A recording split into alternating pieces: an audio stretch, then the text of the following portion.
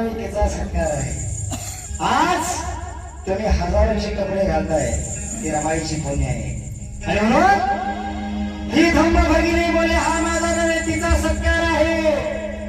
धर्मामुळे प्रेम आणि या विषयाच्या गळ्यात पडणारा तो पुष्पहार आहे. आणि आपण या नेसलेल्या हजारोच्या कपड्यावर माता रमाईचे उपकार आहे. माता रमाईचे उपकार आहे.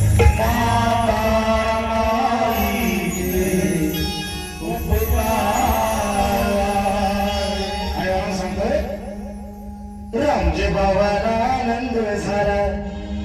ज्यावेळेस रामजी बाबाने रमाईला पाहिलं, रामजी बाबाने एक मुलगी बाबासाहेबांच्या अगोदर पाहिली ती रमाईच्या अगोदर.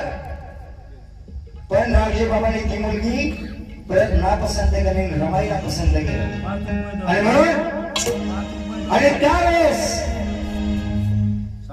समाजात वावरत असताना रामजी बाबांनी पंचायतीला सामोरे गेले. पंचायतीने रामजी बाबाला प्रश्न केला, रामजी बाबा या मुलीमध्ये काय दोष आहे जेणेकरून ही मुलगी नाकावर तुम्ही रमाईला पसंत केलं.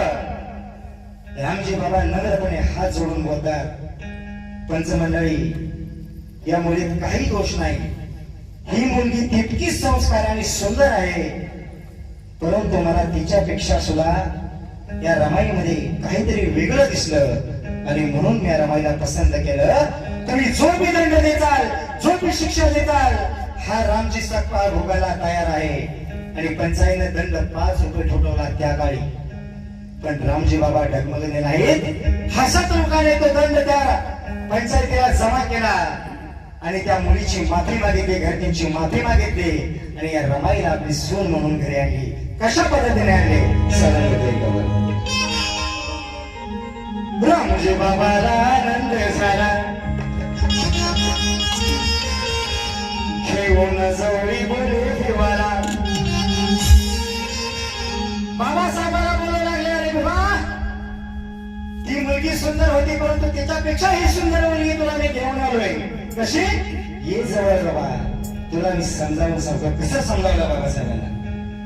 रामजी बाबाला आनंद झाला. घेऊन जवळी बोले देवाला.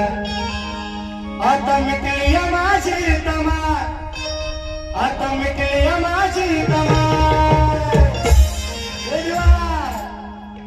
अरे जशी पाहिजे होती आम्हा, जशी पाहिजे होती आम्हा, जशी पाहिजे होती आम्हा.